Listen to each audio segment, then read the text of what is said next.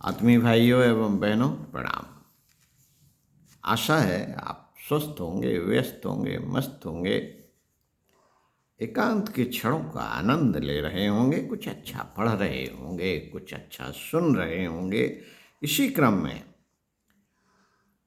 आपको स्वाध्याय, सत्संग, चिंतन, मनन की व्यवस्था बनाए रखते हुए हम आपको पुस्तक ईश्वर कौन है, कहाँ है, कैसा है, लेखक पंडित श्री राम शर्मा आचार्य के विचारों को, लेखों को अपनी आवाज में पढ़कर सुना रहे हैं। पिछले वीडियो में सुना था हमने नास्तिक भी उपासना करे के बारे में। आइए आगे सुनते हैं ध्यान योग का मर्म, पृष्ठ 31 से। साथियों, यह बताया जा चुका है कि ईश्वर की जिस मूर्ति का भक्त लोग ध्यान करते हैं वह अवश्य ही ध्यान करने वालों की योग्यताओं से अधिक सुसंपन्न होती है। इष्टदेव चाहे अलग अलग क्यों ना हो, पर वे सभी ईश्वर मनुष्य की अपेक्षा शारीरिक, मानसिक, सामाजिक तथा सांसारिक दृष्टि से बहुत बलवान होते हैं। भगवान कृष्ण का कोई असली फोटो इस समय प्राप्त नहीं होता, इसलिए ध्यान करने के लिए जिन चित्रों की मानसिक स्थापना की जाती है वह कल्पित ही मानने पड़ेंगे। एक ही देवता के अनेक भक्त अपने मन में देवता का ध्यान करते हैं, पर सबकी ध्यान मूर्ति में कुछ ना कुछ अंतर होता है। इससे भी प्रकट होता है कि ये ध्यान चित्र कल्पित हैं। यदि वह असली होते तो सभी भक्त एक ही समान मूर्ति का ध्यान करते। अनीश्वरवादी महानुभाव यह न समझे कि इन कल्पित चित्रों का ध्ययन करने से कुछ फायदा नहीं। ईश्वर के नाम से ही जो बितकते हैं उन्हें इन ध्यान मूर्तियों को ध्येय प्रतिमा नाम दे लेना चाहिए। मनुष्य उन्नत नहीं करना चाहता, मनुष्य उन्नति करना चाहता है। हर किसी की इच्छा होती है कि मैं सुंदर, रूपवान, स्वस्थ, बलवान, बुद्धिमान, तेजस्वी, प्रतापी, ऐश्वर्यवान, असाधारण शक्तियां रखने वाला बनूं। अब सोचना चाहिए कि सर्वतोमुखी उन्नति के मार्ग पर बढ़ने का कार्य किस प्रकार आरंभ किया जा सकता है। कोई भी कार्यकर्ता तभी कार्य आरंभ कर सकता है जब अपने ध्येय की, जिसे वो पाना चाहता है, जिसका ध्यान करता है, ध्येय की एक तस्वीर अपने मन में खड़ी कर ले। सुनार एक सांचा तैयार करता है, चांदी पिघलाकर उसमें ढाल देता है, तब वैसा ही गहना बन जाता है। बिना सांचा बनाए रुपया ढालने की टकसाल का काम कैसे चलेगा। इसलिए मनुष्य जैसा बनना चाहता है, अपने को वैसा ढालने के लिए एक सांचा तैयार करना पड़ेगा। यह ध्येय प्रतिमा, ध्यान की प्रतिमा या ईश्वरीय ध्यान मूर्ति वह सांचा ही तो है। ईश्वर का ध्यान करना ईश्वर का सांचा ही तो है। शब्द के पीछे एक चित्र जुड़ा होता है, जैसे वर्णमाला का अक्षर हा पर आ की मात्रा हा था, पर ई की मात्रा थी हाथी। यह दो अक्षर अपने आप में कुछ अर्थ नहीं रखते। किसी हिंदी न जानने वाले रूसी के सामने हाथी शब्द कहा जाए तो वह कुछ न समझेगा, पर हमारी मनोभूमि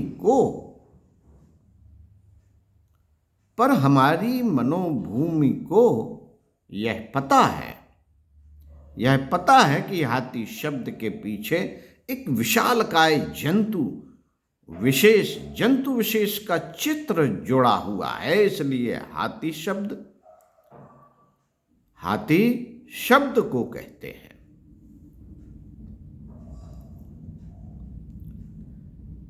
हाथी शब्द को कहते ही वह विशालकाय जंतु स्मरण हो आता है। यदि यह सामने ना आए तो वह निरर्थक है। मनुष्य चाहता है कि मैं सुंदर, सुडौल, ज्ञानवान, बुद्धिमान आदि बनूं। इन इच्छित चित्रों के साथ भी एक एक चित्र जुड़ा हुआ है। सुंदर शब्द कहते ही गोरा रंग भरा हुआ गुलाबी चेहरा, रत्नारे नयन, पतली नाक, मोती से दांत स्मरण हो आते हैं। अर्थात सुंदर शब्द के साथ जो चित्र जुड़ा हुआ है वह दिव्य नेत्रों के सामने नाचने लगता है। आप अपने में जो उन्नत देखना चाहते हैं, जिन जिन विशेषताओं की इच्छा करते हैं, इन सब का एक सम्मिलित चित्र अवश्य बन जाएगा। यदि इच्छा निर्बल हुई तो वह चित्र भी धुंधला, निर्बल, अस्थिर और उदासीन होगा। उन्नत की इच्छा जितनी प्रबल होगी उतना ही चित्र अधिक स्पष्ट, सतेज, प्रकाशवान, स्थिर और उत्सुकता पूर्ण होगा। एक प्रेमी अपनी प्रेमिका को अपने पास देखना चाहता है। उसकी यह इच्छा जितनी ही प्रबल होगी उतना ही उसे प्रेमिका का ध्यान अधिक आएगा। प्रेयसी की सलोनी मूर्ति आंखों के आगे ही खड़ी रहेगी। सच्ची लगन से ही किसी वस्तु की प्राप्ति होती है। मनुष्य यदि उन्नत दशा को प्राप्त होना चाहता है तो यह कार्य यूं ही लष्टम पष्टम उदासीनता के साथ पूरा न होगा, वरन दृढ़ विश्वास, सच्ची लगन, प्रेममय उत्सुकता के साथ एक ध्येय प्रतिमा, ध्यान की प्रतिमा बनानी होगी। आकांक्षा उस ध्येय को प्राप्त करने की लगन में लगी रहे और तन मन से उसकी प्राप्ति का कर्तव्य करता रहे। कोलंबस की आकांक्षा भारत भूमि को तलाश करने के लिए व्याकुल हो रही थी और सर्वस्व की बाजी लगाकर उसका तन मन जहाज का संचालन कर रहा था। तब कहीं वह एक स्वर्ण भूमि को खोज पाया।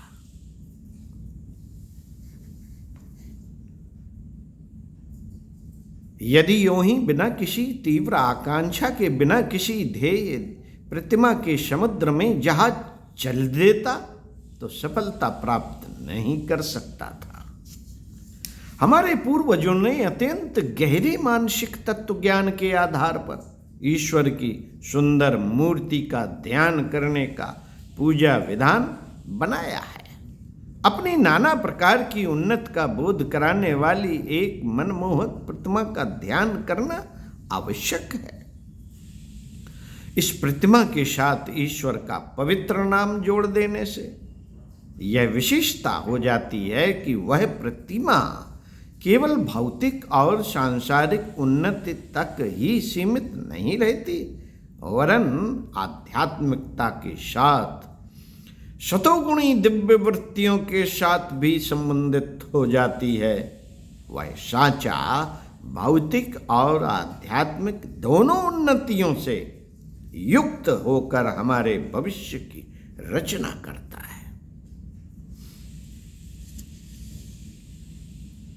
मनुष्य की मूलभूत प्रकृति उन्नत की ओर अग्रसर होने की है। कोई भी व्यक्ति उन्नत की इच्छा किए बिना रह नहीं सकता। इसलिए उन्नत भविष्य की एक रूपरेखा बनाना भी अनिवार्य है।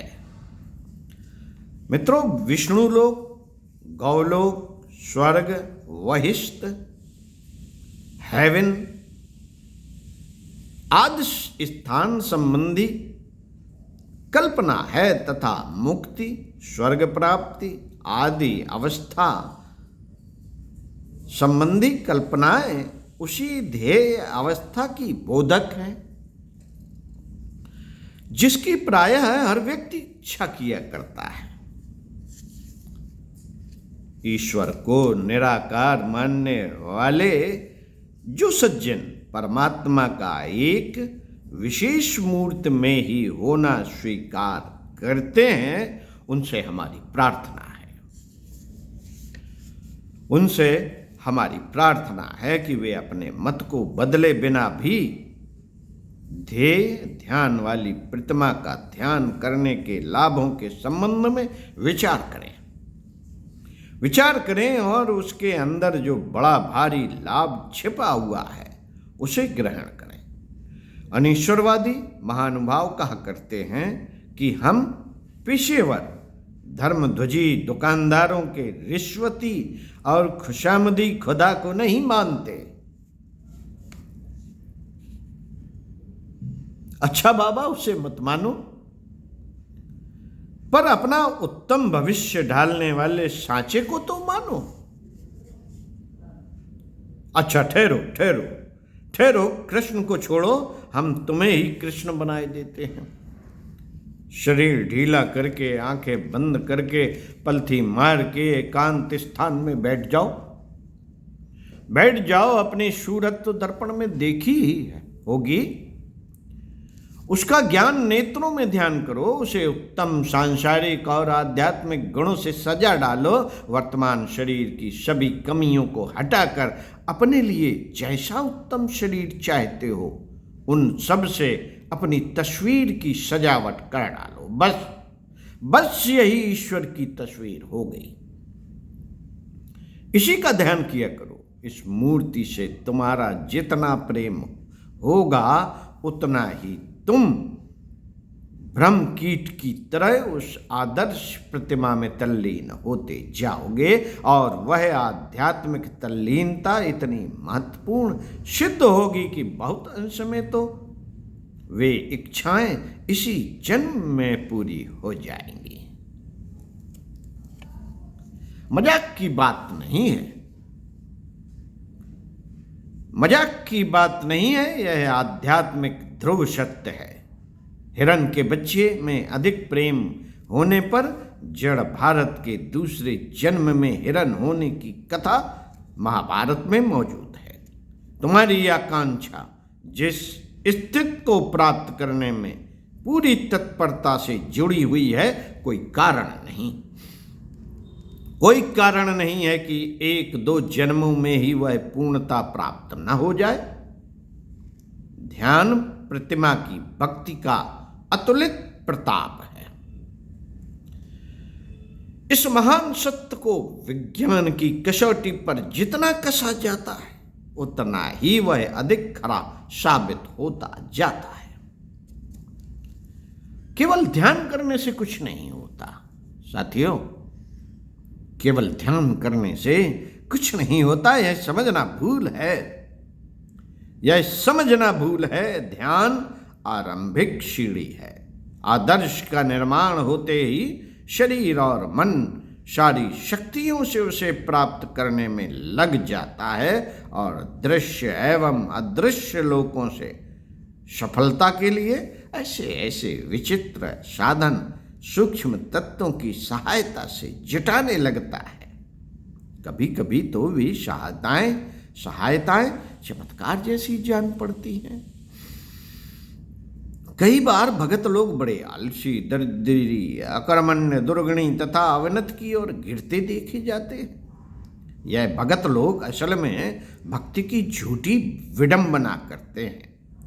उनका भगतपना पेट पालने का या सस्ती वाहवाही लूटने का एक जरिया है। सच्चा ध्यान योगी ईश्वर की पवित्र मूर्ति में अपने को तल्लीन कर देता है, अथवा यूं कहें कि आत्मोन्नत की जो सबसे ऊंची सर्वगुण संपन्न ध्येय प्रतिमा बनाई है, उसके साथ तदाकार होने के लिए प्रेम पूर्वक विहिल हो जाता है। भक्ति का सच्चा तत्व यही है। भक्ति का महाविज्ञान इतना सत्य है कि उसके प्रत्यक्ष परिणाम को चाहे तो अनुभव कर सकता है। आप कैसे बढ़ना चाहते हैं? प्रश्न है, आप कैसे बढ़ना चाहते हैं? उसका एक मजबूत नक्शा बनाकर उसमें विफल होने के लिए प्राणपण से तल्लीन हो जाइए। फिर कुछ ही दिनों में भक्ति का जादू देखिए।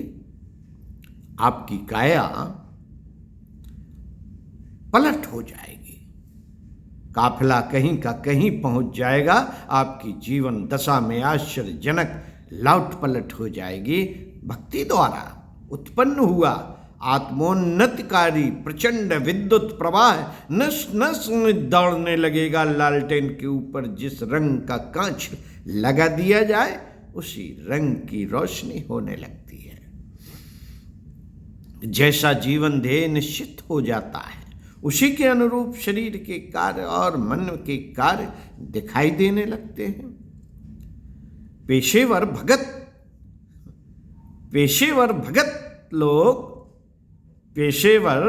भगत लोग भक्ति का कैसा विकृत और नाशकारी रूप बनाए बैठे हैं। इस संबंध में पाठक श्रोता स्वयं ही सब कुछ जानते हैं। इस गड़ी हुई दुर्गंध को उखाड़ कर बदबू उड़ाने की इस समय हमारी इच्छा नहीं। इन पंक्तियों में तो हमने भक्ति के सच्चे तत्व ज्ञान, ध्यान योग के गुप्त रहस्य पर प्रकाश डालते हुए यह बताने का प्रयत्न किया है कि अपने लिए निर्धारित किए हुए उच्च आदर्श एवं उन्नत भविष्य की ध्येय प्रतिमा बनाना, मानसिक चित्र निर्माण करना आवश्यक है। ईश्वर को मानने वाले या न मानने वाले सभी व्यक्तियों के लिए यह आवश्यक है कि ध्येय प्रतिमा का ध्यान किया करें। पाना क्या है उसका ध्यान किया करें, उसकी एक प्रतिमा बना लिया करें और उसका ध्यान करें।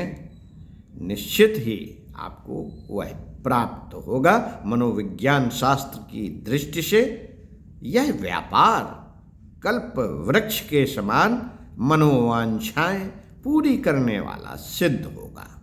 कल्प वृक्ष के समान मनोकामनाएं पूरी करने वाला, आपकी इच्छाओं की पूर्ति करने वाला सिद्ध होगा। ओम शांति।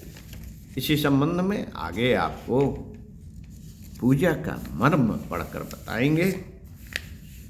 ओम शांति।